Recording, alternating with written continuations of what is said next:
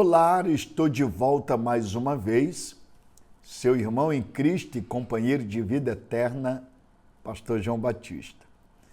Nessa lição de hoje, teremos a oportunidade de refletir de maneira sintetizada, ou seja, resumida, duas solas, sola Escritura e sola Christus.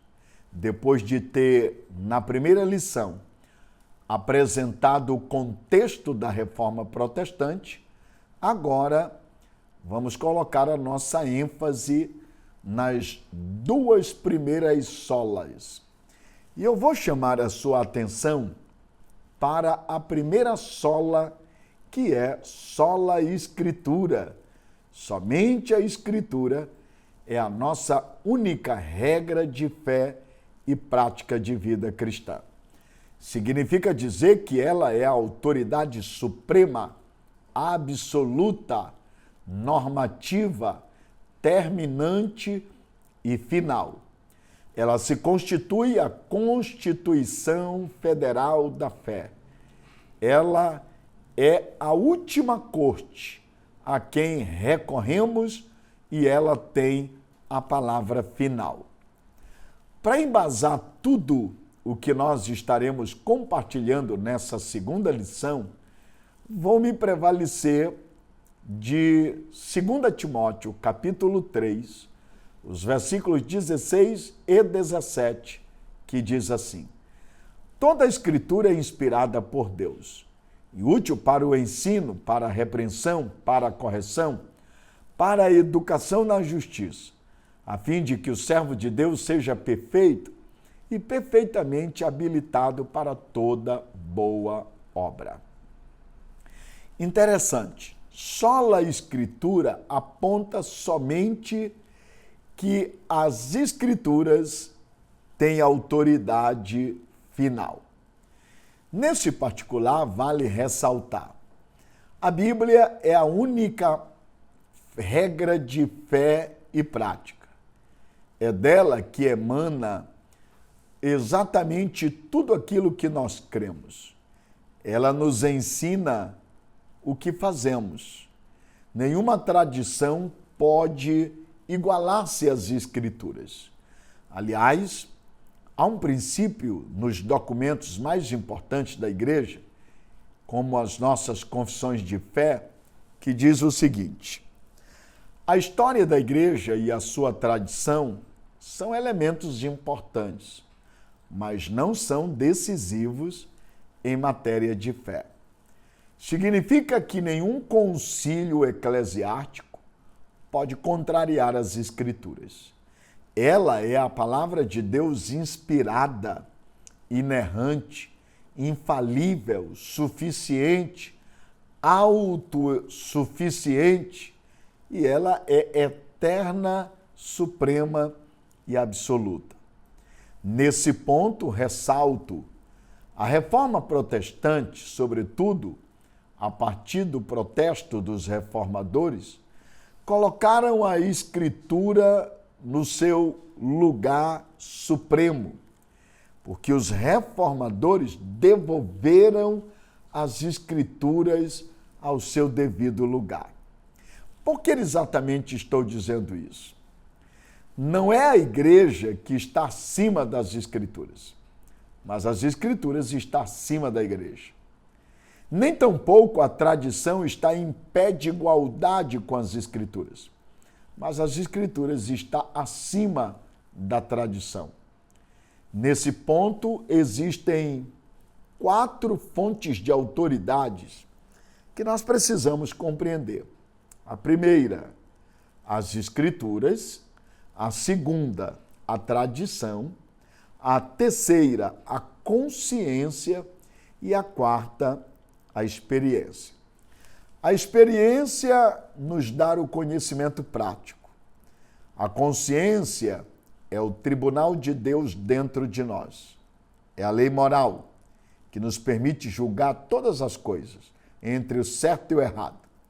A tradição é o colégio eclesiástico, homens a quem Deus constituiu como autoridade para estarem na liderança do seu povo.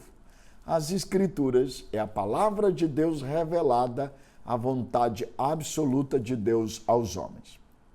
Nesse sentido, vale ressaltar, essas são 4 fontes de autoridades que a igreja precisa considerar: experiência, consciência, tradição e as Escrituras. Todas elas são importantes, mas vale ressaltar, tanto a experiência quanto a consciência, bem como a tradição, falham. São fontes falíveis. Elas estão sujeitas a erros. Nesse particular, elas precisam ser consideradas, mas nós precisamos ter em mente que elas são falíveis. Elas falham. Só existe uma fonte de autoridade que é infalível, inerrante, não falha e nem erra. São as Escrituras. Ela é a palavra de Deus. E assim como Deus é perfeito, reto em tudo que falha, ou melhor, que faz, assim também sua palavra é infalível, porque Deus não falha. Deus é absolutamente perfeito. Logo, quando a experiência, a consciência e a tradição falhar, precisamos recorrer apenas às Escrituras, porque somente ela é perfeita e nunca falha. Nesse sentido, eu devo dizer, a igreja primitiva tinha como única fonte de autoridade suprema as Escrituras. Ela tinha a palavra final em tudo dentro da igreja primitiva. É só pegar Atos 2,42. Perseveravam na doutrina. Significa dizer que a igreja não abria mão do ensino da verdade genuína e pura, as Escrituras. Mas, infelizmente, na Idade Média, a igreja casou-se com o Estado e o resultado é que tiraram a autoridade das Escrituras e colocaram na tradição. Foi exatamente o que aconteceu na Reforma Protestante ao protestar os reformadores contra a igreja naquele contexto. Os reformadores resgataram a autoridade das Escrituras, tirando-a da tradição e devolvendo as Escrituras. E é interessante você compreender isso, porque a igreja primitiva fazia das Escrituras sua fonte de autoridade suprema. A Idade Média tira as Escrituras do seu devido lugar e põe a sua confiança na tradição. A tradição ocupa o lugar das Escrituras. Os reformadores protestam, tira a autoridade das mãos da tradição e devolve as Escrituras. Considerando que nós estamos vivendo numa era que nós chamamos, marcada pelo relativismo, esse tempo de pós-modernidade, compreender a autoridade das Escrituras é fundamental. Por isso eu devo dizer, sola Escritura é um tema com o qual todos nós cristãos precisamos nos familiarizar. E por que estou dizendo isso? Porque as Escrituras não contêm erros. As Escrituras não falham. Seu conteúdo foi revelado por Deus. Seus autores foram inspirados por Deus. Seu registro foi assistido pelo Espírito Santo. Portanto, ela é preciosa em seus relatos e inerrante nos seus ensinos. É só pegar Jeremias 1,12, onde o profeta diz aquilo que o próprio Deus revela. Velo pelas minhas palavras para fazer cumprir. Nesse aspecto, Mateus 24:35, Jesus diz, passarão os céus e a terra, mas as minhas palavras não hão de passar. João 17:17, O próprio Jesus diz: Pai, santifica-os na verdade. A tua palavra é a verdade. Portanto, as Escrituras é digna de confiança. Por isso, sola Escritura é importante. A pergunta é: por que sola Escritura? Primeiro, eu vou dizer para você, porque as Escrituras são inerrantes quanto ao seu conteúdo. Não há erro nas Escrituras. Segundo, as Escrituras são infalíveis em suas profecias. As profecias bíblicas são específicas, são exatas e muito bem definidas. Milhares de profecias já se cumpriram e outras estão se cumprindo literal e fielmente. Nenhum outro livro pode se comparar à Bíblia nesse particular, porque quanto palavra de Deus, ela é infalível. Mas em terceiro lugar, por que as Escrituras ela deve ser levada em consideração? Porque as Escrituras são suficientes quanto à doutrina e vida. Não precisamos de outras revelações extras bíblicas para conhecermos tudo quanto Deus quer que nós saibamos. Aliás, há uma maldição para aqueles que subtraem, ou seja, tiram das Escrituras o que nela está, e também sobre aqueles que acrescentam sobre as Escrituras, adicionando a elas aquilo que já está. Lamentavelmente, a igreja evangélica contemporânea atravessa uma das maiores crises da história. E por mais estarrecedor que isso pareça ser aos nossos ouvidos, esta é uma realidade comprovada diante dos nossos olhos. Ora, lembrem-se, no contexto da Reforma Protestante havia abusos excessivos de alto clero que julgava estar acima das Escrituras. De igual modo, estamos vendo isso acontecer por muitos que querem se colocar acima das Escrituras. Nós precisamos ter muito cuidado.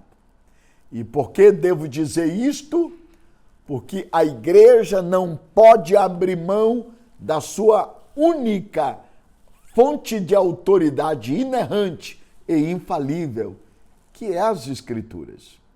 Digo isso porque, no contexto que nós vivemos, na chamada sociedade pós-moderna, predomina a velha concepção relativista de que não há verdade absoluta e tudo é relativo, ou seja, não há padrão de certo e errado e cada indivíduo tem a sua própria verdade. Prevalece o construtivismo social, que propõe um tipo de sociedade humanista, antropocêntrica, onde Deus é destituído. Uma sociedade onde subsiste o pluralismo religioso, com a ideia de que todas as religiões são verdadeiras e que envolve o que é pior, um dos maiores erros: todo caminho leva a Deus.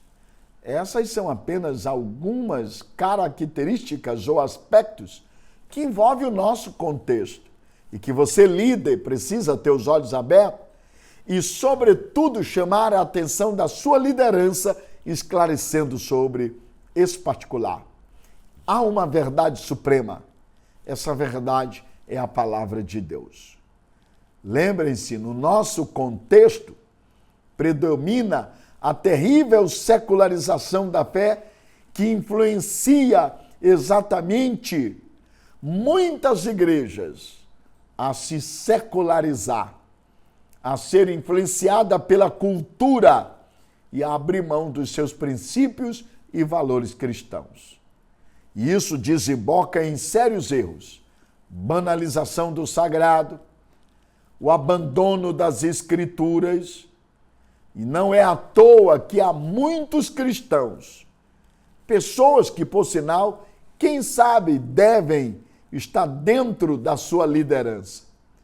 Perdeu a primazia pelas Escrituras, perdeu a centralidade de Cristo, propõe, obviamente, uma vida cristã moderna, onde Deus deixou de ser o centro.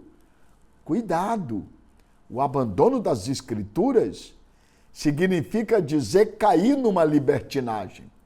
Nesse aspecto, precisamos ter cuidado, porque se nós queremos viver um cristianismo puro e simples, autêntico e verdadeiro, precisamos retornar às Escrituras. E por que digo isso? Somente as Escrituras devem fazer exatamente a nossa vida, o nosso pensar, o nosso falar, a refletir o caráter de Deus. Precisamos de uma reforma que ponha a igreja de volta nos trilhos da verdade e que nós tenhamos uma vida cheia do Espírito Santo. A pergunta que devemos fazer é como isto pode ser possível? Eu vou dizer, tendo uma cosmovisão correta acerca das Escrituras. Segundo, tendo consciência do real papel da igreja. Terceiro, tendo consciência da seriedade que envolve a árdua missão, exatamente, de evangelizar com o evangelho puro e simples. Quarto, não usando a Bíblia para subsidiar os seus conceitos pessoais. E quinto, fugindo da ideia de que se deve ser espetaculoso para ser um bom expoente do evangelho. Se nós queremos viver um cristianismo autêntico, precisamos guardar essas verdades. Só a Escritura é a autoridade absoluta. Só a Escritura define a nossa fé. Só a Escritura é fonte de sabedoria. Só a Escritura rege as nossas decisões. Só a Escritura rege a nossa vida. Só a Escritura rege o nosso relacionamento. Com isso em mente, podemos dizer, toda tentativa de diminuir o lugar e o papel da Escritura só resultará em problemas que impedirão o crescimento saudável da igreja.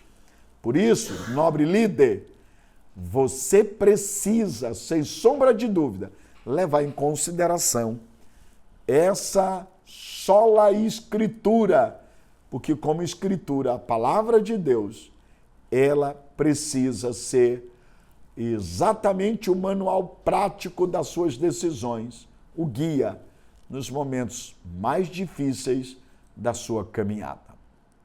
Mas, uma vez tendo falado sobre sola Escritura, vou pontuar exatamente a segunda sola, sola Christus. Somente Cristo é o único mediador entre Deus e os homens.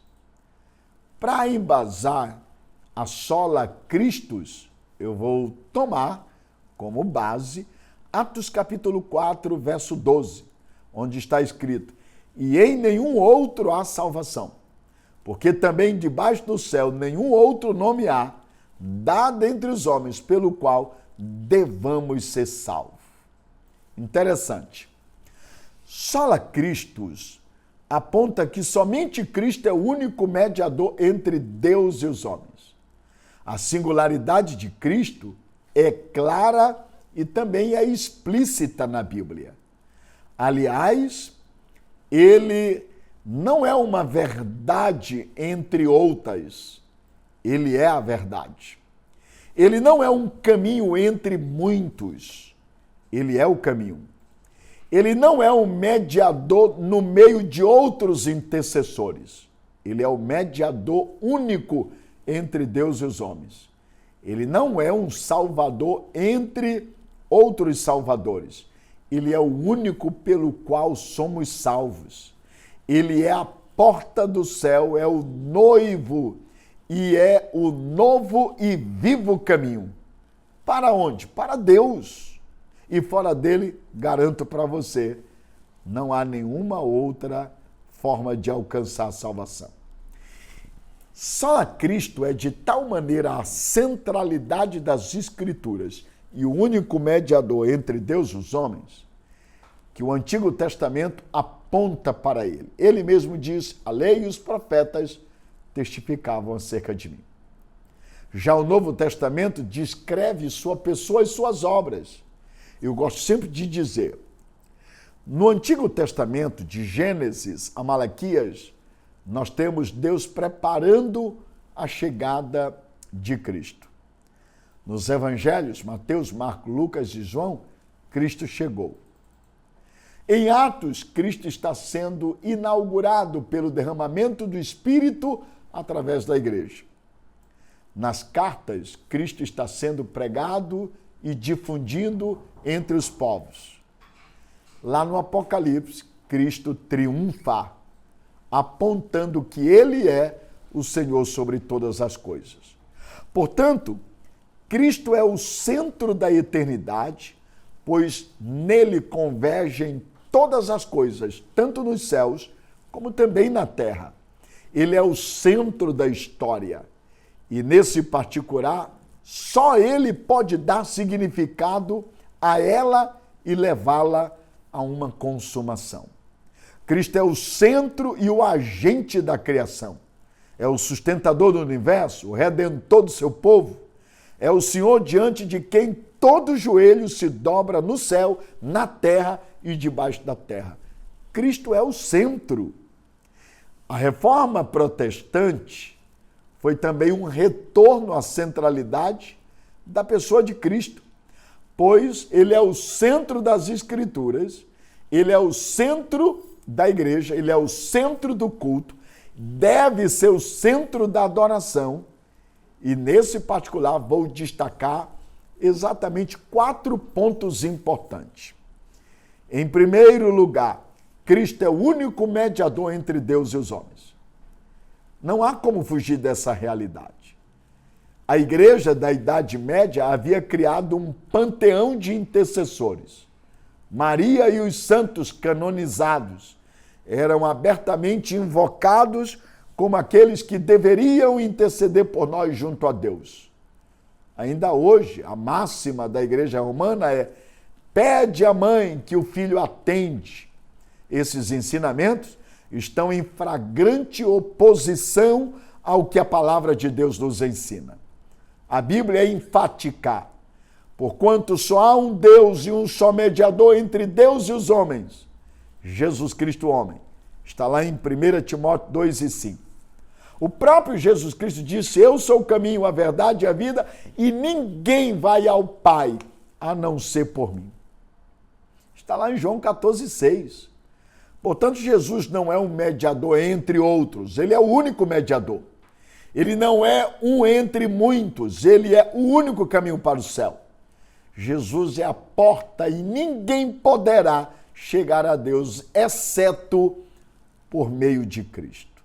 Mas em segundo lugar, Cristo é o único Salvador dado por Deus aos homens. O homem não pode salvar a si mesmo por meio das suas obras. A igreja não pode salvar o homem por meio dos seus rituais. A ideia de que o batismo pode regenerar o homem e salvá-lo é um ledo engano. A ideia de que podemos ser salvos pela penitência é um retumbante erro. A salvação é obra de Deus oferecida aos pecadores pela graça, mediante a fé em Cristo. Portanto, não há nenhum outro nome a quem os homens podem ser salvos, a não ser o nome de Jesus. Está lá em Atos 4:12. Só ele salva, só ele tem a garantia de vida eterna aos pecadores. Não cooperamos com Deus em nossa salvação. Por isso, tudo provém de Deus, que nos reconciliou consigo mesmo por intermédio de Jesus, conforme está lá em 2 Coríntios 5:18. Mas, eu vou em terceiro lugar dizer para você, Cristo é o único cabeça e senhor da igreja. A ideia de que o Papa é a pedra fundamental e a cabeça da igreja é um consumado erro.